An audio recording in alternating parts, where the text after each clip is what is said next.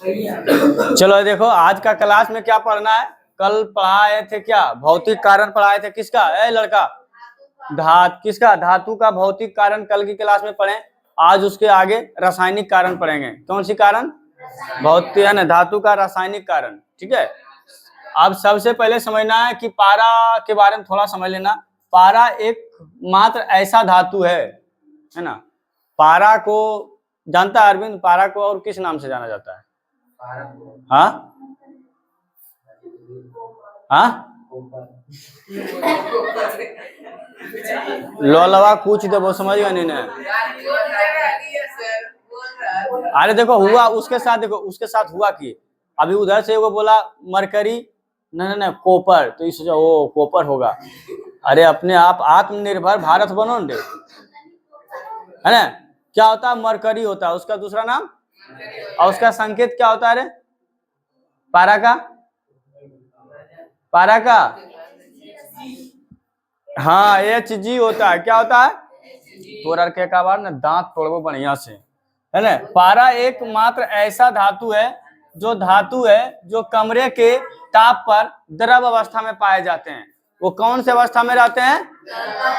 पारा एक ऐसी धातु है जो कि द्रव अवस्था में रहते हैं। हम बताए थे ना कि थर्मामीटर जो होते हैं बुखार नापने वाला, उसमें कौन सा धातु होता है? पारा ही होता है। और वही होता है पारा जिससे कि ऐसे करके डॉक्टर झाड़ेगा और यहाँ लगा कर देगा और फिर ऐसे करके चेक करेगा। तो वो जो चेक होता है ना, वो कौन होते हैं? पारा ही होते हैं। और पारा ही बताते हैं कि तुम्हारा जो बॉडी का हीट है वो कितना है, 98 है कि 99 है कि 100 है कि 102 है, 104 तक ले बता देता है ना। ऐसे करेगा, अरे वाह डॉक्टर साहब बताएगा बहुत बुखार है, सुईवा लेवे मना रहेगा, उसको 400-500 रुपया लेवे मना रहेगा, तो बहुत बुखार है ना। मार देगा 2-4 को सुई, एक आगो पनिया उनिया वाला मार देता है और पैसा ले लेता है ना। चलो आगे देखना है, जो धातु जो कमरे के ताप पर द्रव अवस्था में पाए जाते हैं, तो बताना है कि कमरे के ताप में द्रव अवस्था पे पाया जाता है, कौन होते हैं वो? पारा होता है, Hg होता है, मरकरी होता है, सब वही है। अब देखना उभयधर्मी ऑक्साइड क्या होते हैं।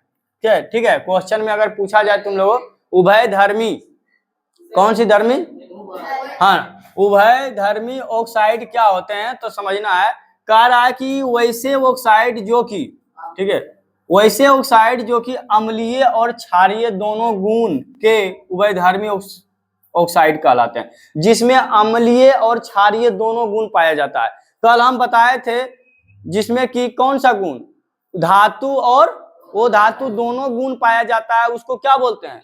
उप धातु बोलते हैं। लेकिन देखो उभयधर्मी, उसमें अम्लीय और क्षारीय दोनों गुण पाया जाता हो, ठीक है, उसे क्या कहते हैं? उभयधर्मी कहते हैं। उसे क्या कहते हैं? उभयधर्मी कहते हैं। और उप धातु जिसमें धातु और वो धातु दोनों मिक्स हो, यानी दोनों का लक्षण पाया जाता हो, तो उसे क्या कहते हैं?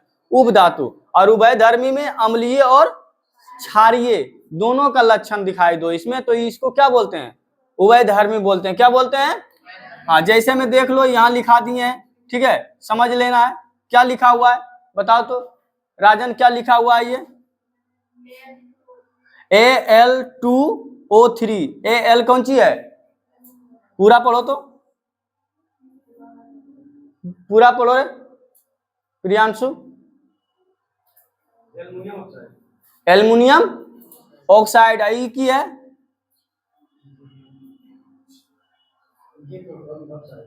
क्या है? Zinc oxide. अच्छा जैसे देखो ऑक्सीजन यहाँ वो लगा है, यहाँ पर भी वो लगा हुआ है, तो वो क्या हुआ? Aluminium oxide. और जिंक तो जानबे करता है Zn, ठीक है, लिखा चुके हैं ये सब संकेत, भूलना मत, याद कर लेना, रट लेना है एकदम डायरेक्ट। तो है ना, जिंक ऑक्साइड, ये दोनों जो है देखो, एगो क्या है Al3, ये जो एल्युमिनियम ऑक्साइड है क्या है, अम्लीय की क्षारीय? दोनों मिला हुआ है। देखो एल्युमिनियम क्या है और क्या है, अम्लीय की क्षारीय? दोनों का गुण इसमें पाया जाता है। ऑक्सीजन में, अरे सीधा सीधी बोलो ना कि एल्युमिनियम ऑक्साइड में दोनों का गुण पाया जाता है। कहीं का एने से घुमाते तब वो तुम चुप का तुम लोग रहता, सीधा जो जानता है वो बोलो। हम बोल रहे हैं तोड़ के बोल रहे हैं तो तू सीधा बोलो ना, सर एल्युमिनियम ऑक्साइड में दोनों गुण पाया जाता है। तो हम गलत इसलिए बोल रहे हैं ताकि तुम सही बोलो अगर जान रहा है तो। तो चुपचाप जो है ना क्या होता है उसको साइलेंट बोलता है, स्टैचू। ठीक है, इसमें भी दोनों गुण पाया जाता है। ठीक है, इसमें भी कौन सा, अम्लीय और क्षारीय दोनों गुण पाया जाता है। कोई दिक्कत नहीं ना, उभयधर्मी में सीधी सी लाइन में समझना है कि जिसमें अम्लीय और क्षारीय दोनों गुण पाया जाता है उसको क्या बोलते हैं, उभयधर्मी। ठीक है, ये कोई दिक्कत यहाँ तक नहीं है। आगे देखना आप, वो धातु के रासायनिक गुण है ना, कल लिखाए थे किसका, धातु का भौतिक गुण बताए थे, आज वो धातु के रासायनिक गुण बता रहे हैं। किसका, वो धातु का है ना। चलो आगे देखना, तो कह रहा है कि वो धातु के परमाणु ऋणायन बनाते हैं। क्या बनाते हैं, ऋण आयन बनाते हैं। ऋण आयन मतलब समझ रहे हो ना, माइनस चार्ज वाला चीज जो होते हैं। अब देखना दूसरा में बताएं, वो धातु ऑक्सीजन के साथ अभिक्रिया करके वो धातु ऑक्साइड बनाते हैं। ठीक है, कह रहा है कि वो धातु ऑक्सीजन के साथ, किसके साथ, ऑक्सीजन जान रहा है ना जी, ऑक्सीजन के साथ अभिक्रिया करके वो धातु ऑक्साइड बनाते हैं। क्या बनाते हैं, हाँ जैसे हम देखना, ये क्या है, ये क्या है, दोनों मिला के क्या बना रहा है, कार्बन डाइऑक्साइड। ठीक है, तीसरा देखना है कि वो धातु के ऑक्साइड अम्लीय होते हैं। कैसे होते हैं, हाँ, वो धातु के ऑक्साइड कैसे होते हैं, याद हो जाएगा ने। देखो जैसे में देखना, CO2 प्लस H2O है ना, CO2 कौन सी है, H2O क्या है, क्या बना रहा है, H2SO, ये हाँ CO3, ये क्या है, लिखा दिए हैं। क्या है ये, आप देखना चौथा में कह रहा है ये समान तन है ना, तनु अम्ल से अभिक्रिया नहीं करती है। ठीक है, समान का मतलब समझते हो ना, सामान्य का मतलब, सामान्य का मतलब क्या होता है, सामान्यता है सर। सामान्यता का मतलब क्या होता है, सामान्यता का मतलब सीधा है। सीधा है। ठीक है, और तनु अम्ल से अभिक्रिया नहीं करती है, तनु अम्ल से अभिक्रिया नहीं करती है। ठीक है, पांचवा, ये हाइड्रोजन के साथ सहयोग कर सहसंयोजक हाइड्रेट बनाती है। अब देखो सहयोग करके क्या बनाते हैं, सहयोग लिखाएगा सर, सहयोग तो संयोगित बोल रहे थे हम, सहयोग में लिखा ले। अगर लिखा गया तो क्या दिक्कत, संयोग करके क्या बनता है, संयोजन क्या बनाता है, हाइड्रेट बनाती है। जैसे हम देखना यहाँ पर नीचे लिख दिए हैं बनाता कैसे है। यहाँ तक किसी को दिक्कत, किसी को प्रॉब्लम, याद हो जाएगा। देखो ये पूछते रहता है कि वो धातु के रासायनिक गुण को लिखें, 5 नंबर में पूछेगा तो 5 को लिख देना। ठीक है, अगर गुण पूछता है ना तो 5 नंबर में बड़ी आसान होता है। समझ लो तुम्हारे लिए क्या आ गया, वो ऑफर आ गया। ऐसे दे देता है ना कुछ चीज लिखने के लिए तो 5 नंबर में थोड़ा ज्यादा लिखना पड़ता है, लेकिन ये सब कैसे ज्यादा लिखोगे बताओ तो, 5-6 को लिख दो, बात खत्म है। ठीक है, एक गो कितना, एक नंबर के 5 नंबर मिल जाएगा।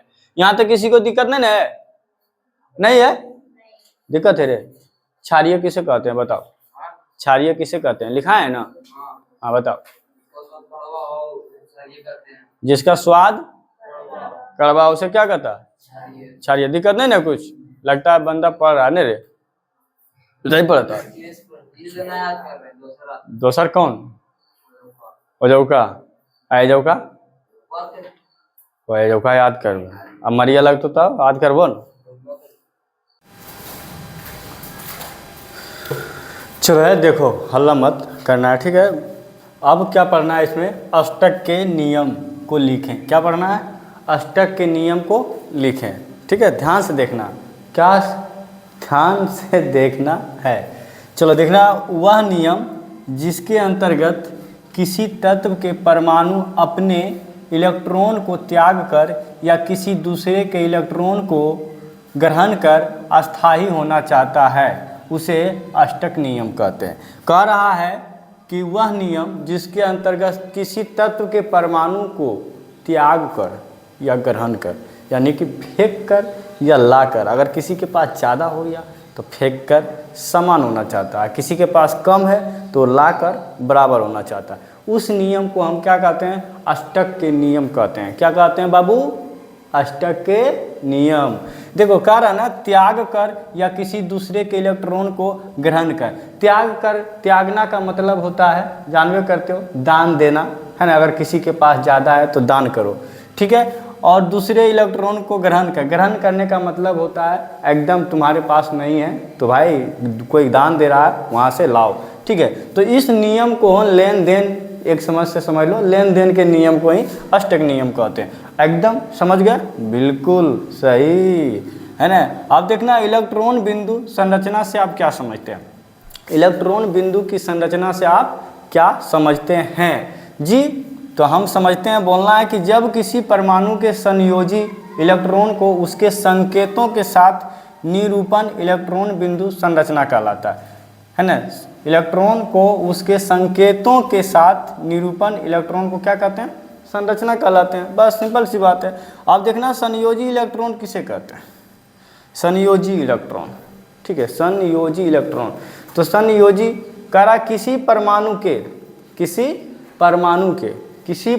के बृहत्तम कक्षा में उपस्थित इलेक्ट्रॉनों की संख्या की संयोजी इलेक्ट्रॉन कहते हैं, ठीक है। कह रहा है कि किसी परमाणु के बृहत्तम कक्षा मतलब बाहर वाली कक्षा में उपस्थित इलेक्ट्रॉनों की संख्या की संयोजी इलेक्ट्रॉन कहते हैं। यानी कोई, जैसे ये है ना, जैसे देखना है, इलेक्ट्रॉन बताए ना बाहर की ओर कक्षा में लगाते हैं और अंदर में रहते हैं प्रोटॉन न्यूट्रॉन।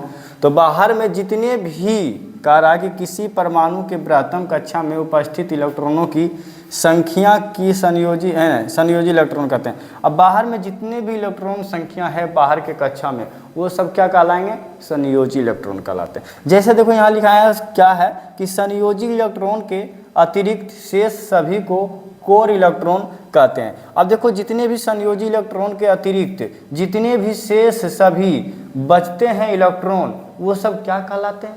Core electron.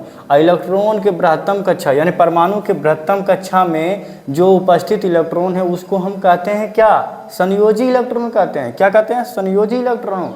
और वही संयोजी इलेक्ट्रॉन छोड़कर बाकी हुआ जितना इलेक्ट्रॉन होता है उसको हम कोर इलेक्ट्रॉन कहते हैं। बाबू समझ में आ गया? आ गया है तो लाइक, और जो नहीं किए हैं सब्सक्राइब, बाबू सब्सक्राइब कर दो। बड़ी मेहनत से पढ़ाना पड़ता है ना। तुम लोग सब्सक्राइब करोगे तो हमको हौसला और अच्छे से अच्छे वीडियो बनाने का मिलेगा, और मेरा वीडियो जो भी होगा आपके पास जल्द ही पहुंचेगा। सब्सक्राइब करने में तो लाइक और सब्सक्राइब करना ना भूलें। Thank you, bye bye.